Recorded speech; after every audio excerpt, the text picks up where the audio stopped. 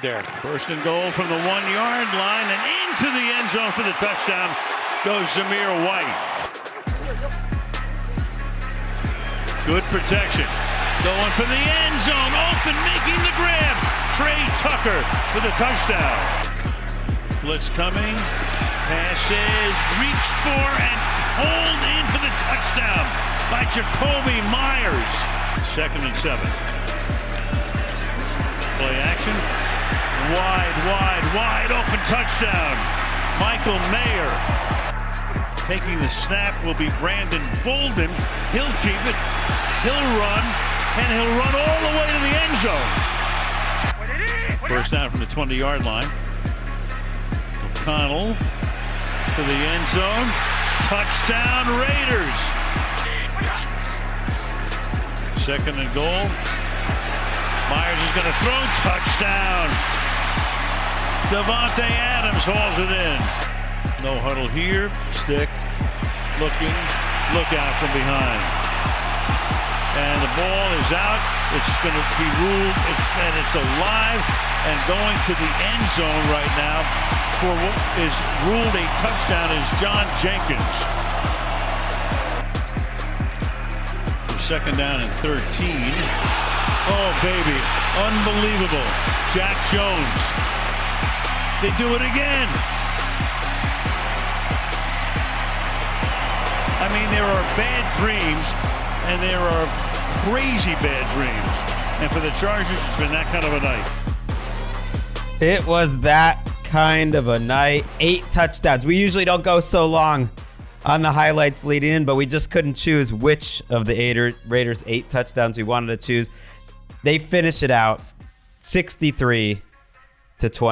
It was the first team since the 1950 Rams to have 8 different players score a touchdown. We had a 320-plus pound man, John Jenkins, running in for 44 yards, and that wasn't even the best defensive touchdown of the night. Jack Jones got that. I am Greg Rosenthal.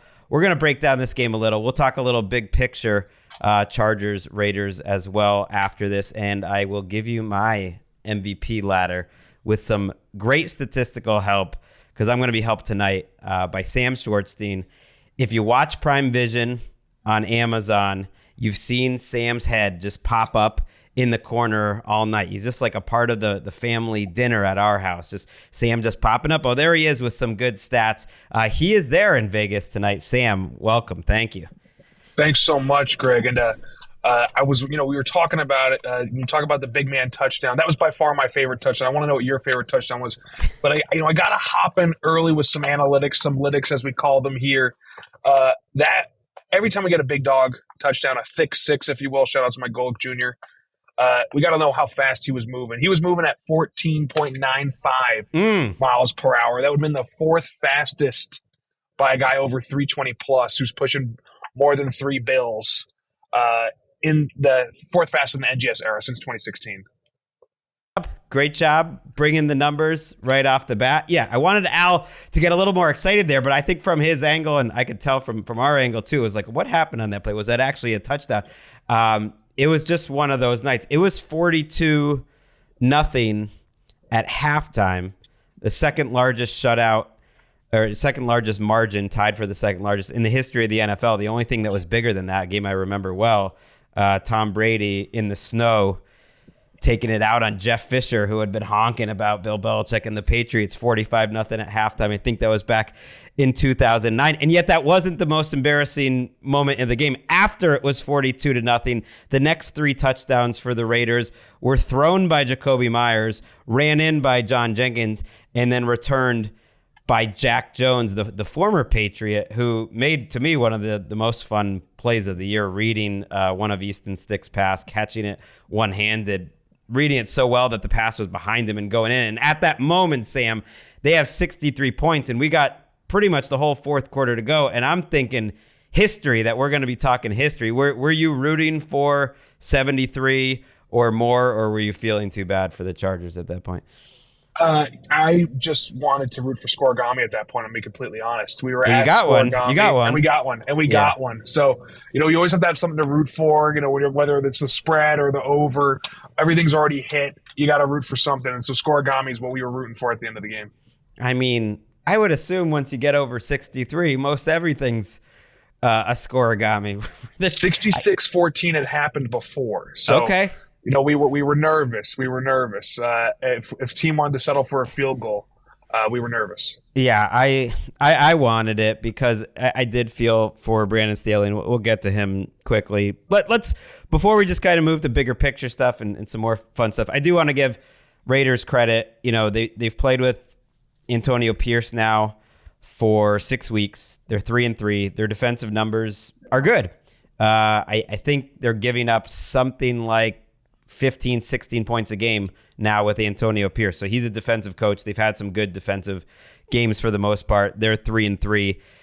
They kept going after it in this game. They were throwing, nothing crazy, but they were throwing with the lead, which I think that's respecting your opponent. To me, it's fine. You don't need to just lay down. But I think he knows, hey, look, I have 4 games. If I do something historical, if I'm showing Mark Davis on national television what I can do, him and Champ Kelly, their interim GM, are fighting to try to stay there, and I think they have a chance. I don't pretend that I have inside information on this, but I think Mark Davis said publicly, I'm going to give these guys a chance. I'm going to make an evaluation from everything they do. They've had 6 games. They still have 3 fairly difficult games left, but if they happen to play well in those 3 games, maybe beat the Chiefs, you go 2-1, something like that, I think they'll have a chance. So I do think there is some bigger picture to take out of this game other than it was just a fun night in Vegas. Yeah, and you talked about passing throughout the game. In that when it was a 2-possession game at the start, there was a plus 9.2% pass rate over expected. That's a next-gen stats metric looking at on every down and distance, where all the players line up, do we expect the team to pass or not? And so that was one of the highest ones of the season at that point. So wait, like the whole game, or at what point in the game? What do you mean? Starting in a 2-possession game. Okay. So, yeah, that was where it's like it really started to kind of show, like, hey, is this guy taking the foot off the gas? It's kind of getting out of hand already. It was the first quarter. And so when we're looking at pass rate over expected, it's like, yeah, most teams in similar scenarios would not have passed, and he's nearly 10% higher. So, I think both this team is a unique team, right? Aiden O'Connell, 4th-round pick, not what really, the guy you'd expect to take you to the next level. Everyone when they got blanked last week by Brian Flores. People don't realize Brian Flores and the Vikings is really the most unique defense in the NFL right now. Either cover 0 or drop 8. So that's really hard for young quarterbacks to take advantage of, especially if you can't run the ball. So good game for them. I don't think, as much as last game didn't tell us who this coaching staff was, this game also doesn't tell us who this coaching staff was. I'm not going to say, maybe they're somewhere in the middle. They're definitely not either team that we've seen so far in the past 2 weeks. No, but I love the response. It's Aiden O'Connell.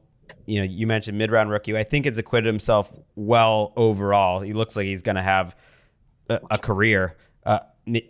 Been better than average, I would say, for a rookie quarterback, and he's a mid-round guy. 248 yards, 4 touchdowns, 20 for 34. But Pierce was asked by your colleague Kaylee Hartung out of halftime, what's the attitude here? And he said, to not let your foot off the pedal. And I love that. To me, that's very Raiders. That's something Mark Davis will appreciate. That's something Al Davis will appreciate. And the crowd was appreciating it. I mean, it's the most expensive seat in sports for 2 5-8 teams. Put on a show. They were booing Antonio Pierce when they didn't go for it on 4th and short in the second half, which I loved. He did not. He punted a couple times on 4th and short, so he did not get carried away. But I love it. I think, look, these guys are evaluated on statistics. Everyone is playing for their next contract, not just the coaches, but Devontae Adams wants to have a big night for once. He gets 101, 8 catches. Zamir White's making maybe his first career start, certainly the most he's been used in a long time.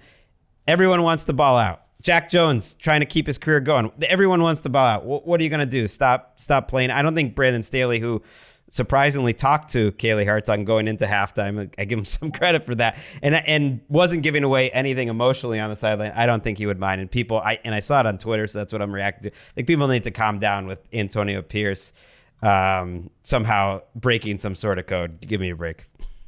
Yeah, I mean, I think it goes both ways, though. I would not have been surprised if Brandon Staley went cover 0 the entire rest of the game as well, right? And sure. Said, you're sure. And that's like that. The code is that you have a choice and I have a choice.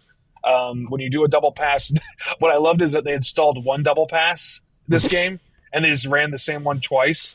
That's like, like when they did a different over motion on it, so that's probably like a sideline thing. Well, but it like, worked the first time. I know it was just two Yeah. for 2 for 12 yards, but he got the touchdown on it. Jacoby Myers, perfect. Well, not quite perfect passer rating, but pretty nice tonight. Do you do Yeah. NGS numbers on like Jacoby Myers as a passer? I didn't. That's me showing how unprepared I am for post game with you. I again, and we'll move kind of to the bigger picture stuff soon. And I do want to get into your role and everything because it is very fascinating to me. I really do enjoy, and maybe that's why your producer reached out. I don't know. I've been talking up watching it this way. To me, just the coach's film alone, getting to watch a game like that is beautiful, but all the things Amazon does to supplement that really helps, especially the names and the circles and everything. I do want to shout out Malcolm Kuntz, who was awesome in this game, was crushing one of the best healthy players the Chargers have left. They were kind of a mash unit, not many healthy players. He was awesome rushing the passer, beat Rashawn Slater a number of times. I don't know what he ended up with quarterback hits, but 2 sacks. He had that forced fumble, and he was crushing it, and he was a big reason why they lost. And look, the defense, there was a couple fumbles early by the Chargers, special teams and on offense, and Raiders converted it early. But the Chargers defense, to me, was a big part of this story in the first half of this game. And the conversation coming out of it will be whether Brandon Staley keeps his job through this weekend, because I think we know he's very likely to lose it after the end of the season. And I just kind of look back on him and his run, because when he came in, he was a little bit of an analytics darling in just that he was so aggressive. I thought he somehow lost the plot sometimes. That he went for it so much and then he pulled back so much, and sometimes he seemed to be reacting to what the public was saying, and that's always dangerous. But the thing that I always come back to with him, and I'm sure he knows this in his heart once he has time to look back on it, was he's a defensive coach, and the defense just was never good enough. In his 3 years as Chargers coach, I don't know if you don't like me using DVOA. Are they like I love a rival? DVOA. Okay, I love know. Aaron Schatz. I don't know. Yeah, I love DVOA. Some in the analytics game, they don't like each other. There's different beefs. It's a tough. The streets are tough. There's also friendships out there too. I'm one of those people in the analytics world, especially because I come from a football background, that any number that will help us get better at explaining football to people, that's what I'm a fan of. Yes, and he's been doing it. That's all you should. And Right. Aaron's done an amazing job, and the results are there. You're one of the best predictors you can get on the individual player basis. It's a great stat. Right, and they've been doing it for so long. And I was going to mention Chargers defense under Staley, 26th in 2021, 21st last year, and coming into this game, they were 27th. Obviously, Herbert, kind of peaked, I would say, in terms of his production, his efficiency, his everything in 2021, and his numbers kind of have gone down the last couple of years. So that's the most important thing, is to develop your guy. And so I'm giving a little bit of a retrospective, Sam, just because there's a decent chance he might not have his job by the time we tape next, and we're going to be just recapping games on Sunday. It'll be kind of an afterthought then. So tonight put me in a little bit of a reflective mood looking back on the Staley era. Yeah, to start on tonight, one of the stats we didn't get to bring in to the game, but to me it was a beautiful night of rudimentary football, getting down to the brass tacks on it. And what I mean by that is what the Raiders' game plan was to attack Mike Davis, the cornerback for the Chargers. And when you're watching film, getting ready for a game, it's about finding the fish, right? Who's the weak link, and how do we take advantage of them? It's not always, hey, we have the best concepts. Look at all these unique plays. It was, where's Mike Davis? And Mike Davis is not hard to find, even though they're trying to hide him. He plays into the boundary more than, or in the 80% of the time, or nearly 80% of the time, he's in the boundary. And you put a guy there because he can't cover the whole field. And they still attacked him. He still has the most touchdowns he has 6 touchdowns on him when targeted over 10 air yards. He had 2 tonight. They knew Trey Tucker with his speed. They were going to attack him there. It was seriously a very simple game plan. 3rd down, go to Mayer, big play, find Mike Davis. And I love when football can be like that and you can make it easy. And like you said, analytically, he was seemed like a darling, but he was mostly going off vibes. I'm going to be completely honest. Explain that. So in game, They have an analytics expert on their staff that is helping coach make decisions, and he's guiding him. but they don't have access to the same data that you or I will see on Twitter or that I have access to with the Next Gen Stats Decision Guide. So the in game, they're printing out a book that has the possible scenarios they might run into. Analytics expert is giving a recommendation, and then it's up to the coach. And so when you look at the Next Gen Stats Decision Guide, which has live data, now we don't know what their game plan is, so I don't have game plan data for them. But when you look at the Next Gen Stats Decision Guide, it is as robust as can be on giving the right recommendations. And Brandon Staley has lost more win probability on situations to go for it than when he chooses to go too for aggressive, it with the model. Yeah, exactly. Thank you. So he's being too aggressive, and so when you say, "Oh, is he really following analytics?" He's not. He's just kind of going on vibes. Whether it was the first game or his first season, he had a defense he didn't trust. Then he spent $109 million on defense with Khalil Mack, and he goes, "Oh, okay, now I have to trust my defense." And so he just kind of waffles and goes off of vibes in those moments, not really focusing on being as analytically savvy as it might have seemed in the first year. Yeah, it's a shame because they've had great players, but Bosa hasn't been able to stay on the field. Derwin James, for whatever reason this year, maybe it's just usage. Often they're using him kind of as a single high guy, and that's not really his strength.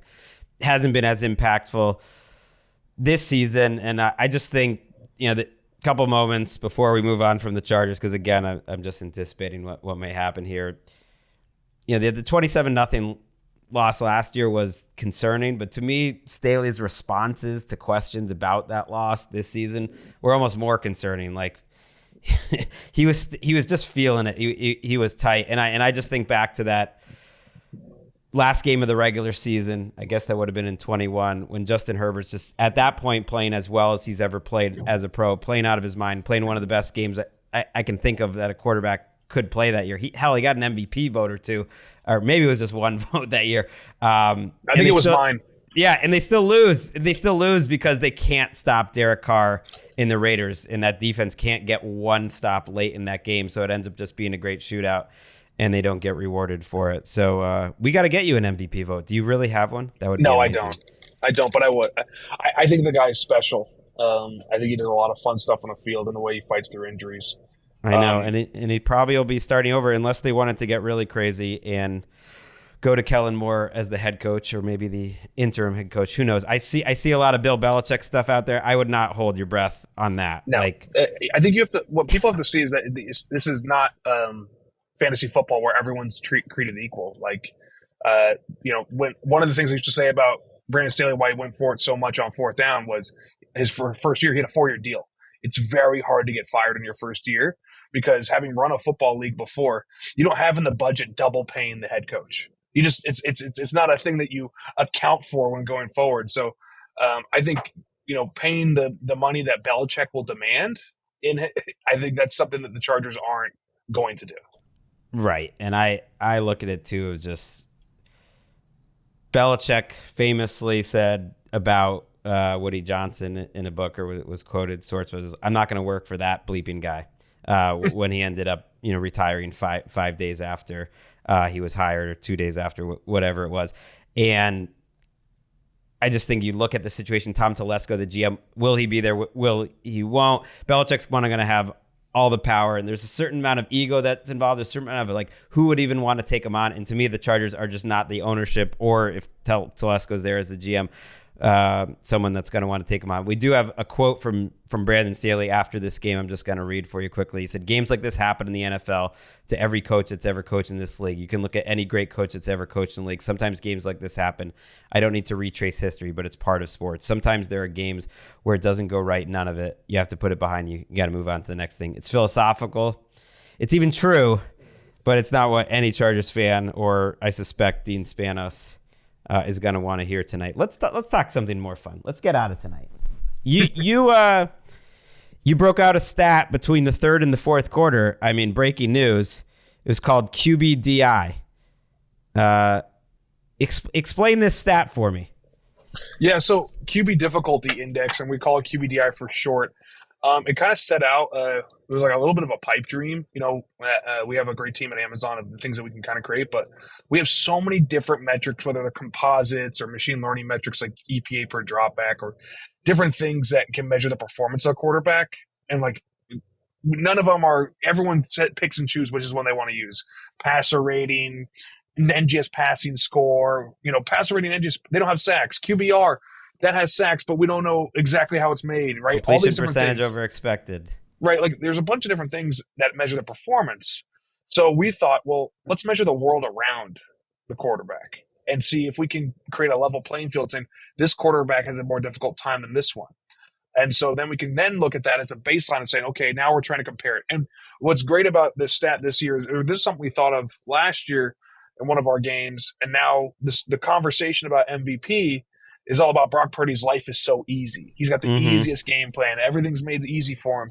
And QBDI is trained on expert annotations, myself, other NFL players that have done this, that kind of know football, annotating which plays are most easy for a quarterback to complete. And we take that, we run some machine learning on it. We have some stack rank metrics that we're applying to things that the quarterback doesn't typically control.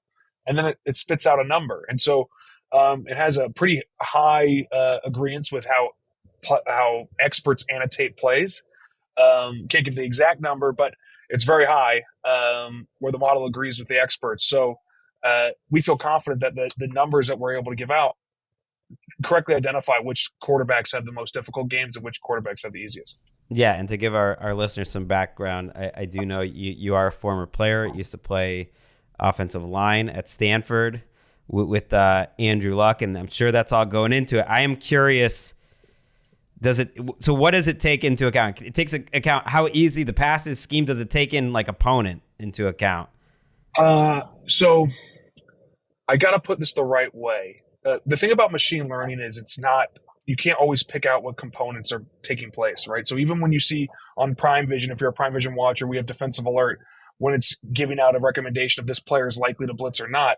I can't go in and say, this is the moment, here's the components they're telling it. What we're able to do is every single player in the NFL is tracking chips in their shoulder pads, in the ball, we have a frame of the field, a web of the field, and we're tracking those player movements. And then we annotate plays off of identifying these plays are more difficult than these plays, and we stack rank different plays, and then the model trains off that information. So I can't. So when you're starting it out, are you sort of starting it out like that it's more difficult because the defense is playing well? I'm just curious if it's including the defense at all in that. The way the model works, as a dork, I'm curious. No. You're talking to the biggest football dork. Come on. The way we view it is it identifies how easy the game plan is, which we saw tonight for Easton Stick. Screen passes, easy throws, get the ball out quick. We know that is involved in it. We're able to match that up.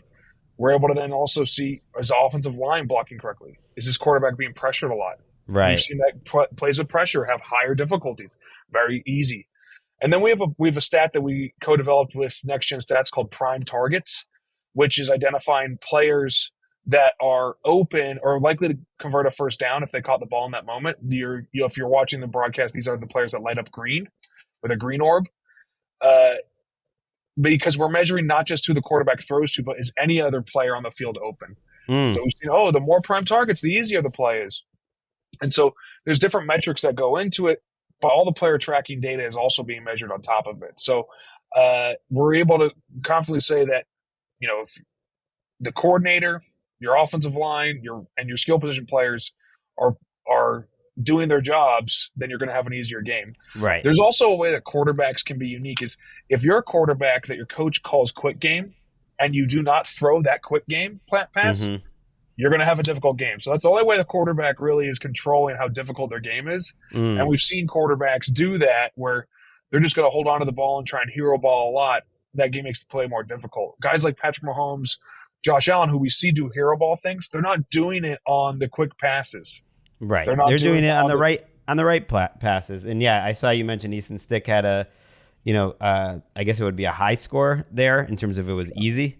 It was easy. So the lower the number, the easier the score. So we scale everything from 1 to 10. He hit a little bit above a 3, which would have been one of the easier games this year. Well, but to be fair, Easton Stick, not an embarrassment tonight, despite the fact that they had no points throughout the game. He actually ended up with 257 and 3 touchdowns. And even early when I know there was a fumble and he wasn't looking great to me didn't do the bad. Congratulations to all the fantasy owners, by the way, who had the guts to play Aiden O'Connell or Easton Stick, 3 touchdowns, 4 touchdowns for O'Connell, or Zamir White, nice night, or Josh Palmer got the long touchdown. It's like, if you had the stones to do any of that, this actually ended up being a score fest. Let's use your new stat to break down my MVP ladder. We actually haven't done this on the show. We've talked like Dak, Purdy, but it's just kind of in general conversations. I hadn't thought to sit down and do it. I used to always write this as a weekly column at the end of the season.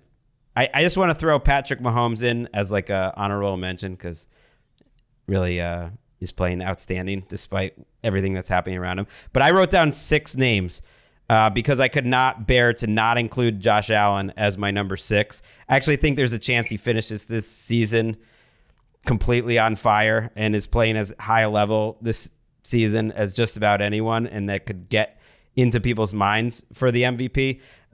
Tied for 4th and 5th, I have the 2 49ers. Kyle Shanahan said he did not want to pick between Christian McCaffrey and Brock Purdy, and I'm not going to either. I'm going to give some reasons for that, but I am curious how Purdy and this group matches up with your numbers in terms of the new stat you came up with.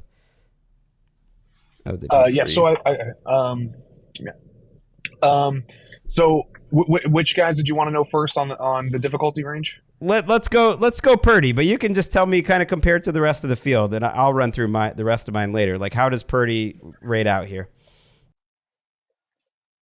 Yeah, Purdy would be in the upper third, right at the edge of easiest quarterbacks. He's at a 4.96. Tua is the lowest at 3.91, right? And a large part of what we're seeing with Tua is the quick game, and those guys are getting open, and he's not really diverting off the quick game quite a bit. And he's throwing behind the line of scrimmage, over 100% of his yards not over 100%. That's just Raheem Mostert. Inside the red zone, 90+% of his yards are yak, right? So easy plays or screen plays are easy plays. And so we're seeing a lot of that from him. But Brock Purdy, his offensive line isn't blocking as well as some of the other offensive lines out there. And so when you're looking at how difficult it is, that's part of it. Now, is it making it easier for him because there are open receivers quite a bit? Absolutely. Is he being called upon to play as much as to pass as much as some of the other guys? Not as much. So we're seeing that on a total difficulty plays. He's not seeing as many difficult plays, but he's still able to operate within those plays. And in the Brock Purdy, Dak Prescott as the 2 leading favorites, or the betting favorites right now, they're right around each other. They're in the exact same territory. So those guys. Where's Lamar? Players. Lamar. Let me look at the list. He's one of the more difficult ones because he's running around quite a bit.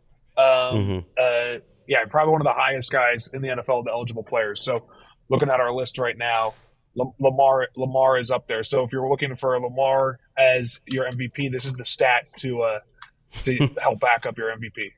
Or you can just put his rushing numbers in there too, and his rushing QBR value.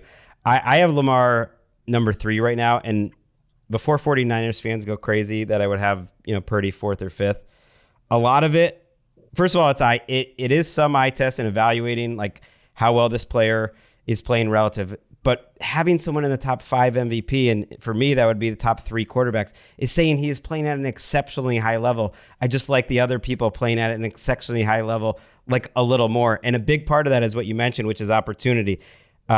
He has about 100 less dropbacks than Dak Prescott.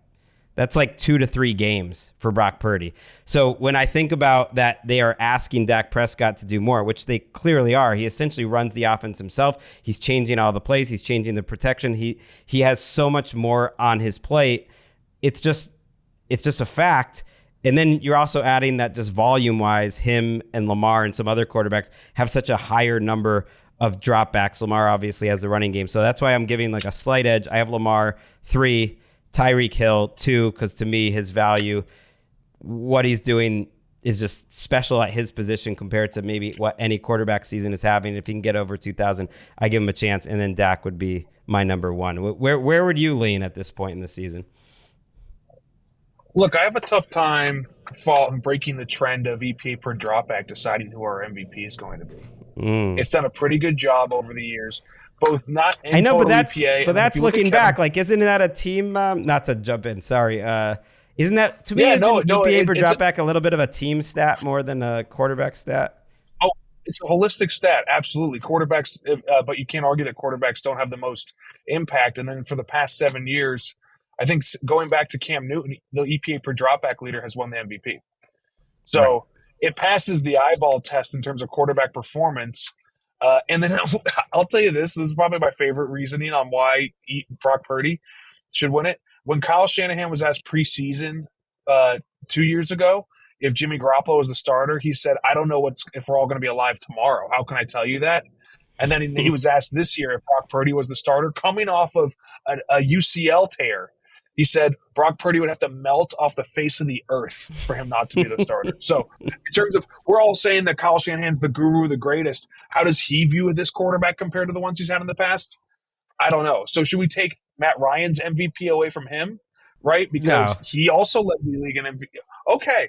And so that's where I look at for Brock Purdy. Now, if you're asking me would I trade Brock Purdy for Patrick Mahomes if I if I were the Niners? Yeah. I think I might take Patrick Mahomes on my team more. It's just, it's hard to separate out the teams and the situations. And then probably my last tongue-in-cheek reason for Brock Purdy, he's the 81st highest paid quarterback in the NFL.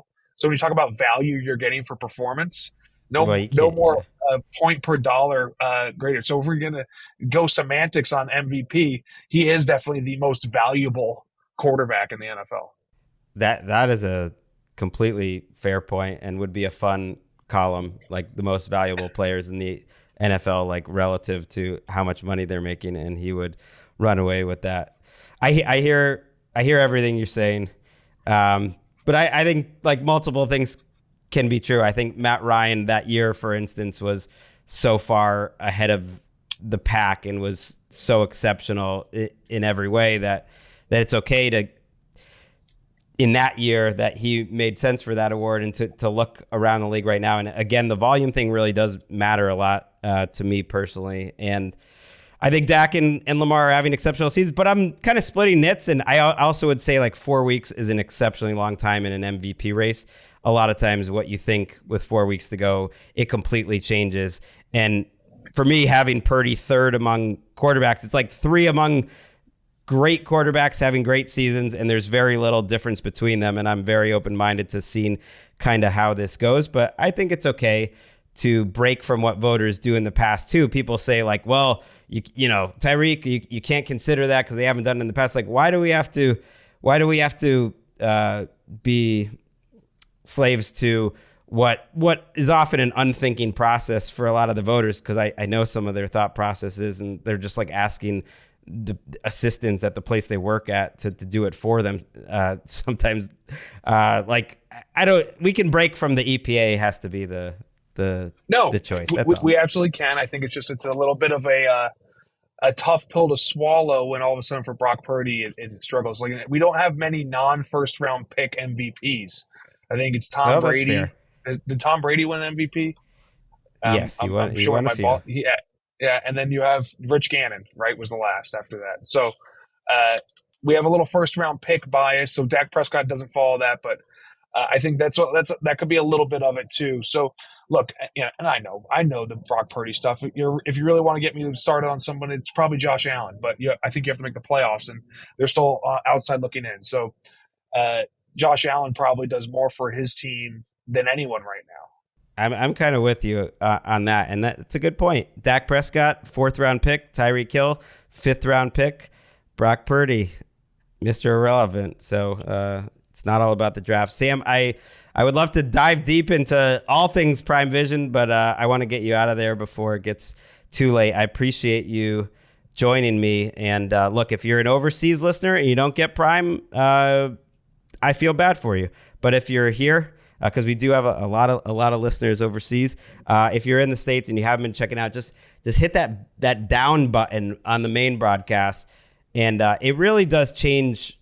I wish it was an option, but maybe it's just nice as a once a week kind of like dessert or something like that. Watching the coaches film and everything that goes on with the Prime Vision live is a much different experience than when you've tried to watch coaches film, or if you've watched coaches film like after the fact and on Game Pass or on NFL Plus or anything. It really is a fun, different way. It's like being there, and it's been fun. And you've added a lot to the broadcast this year. Appreciate you, Sam.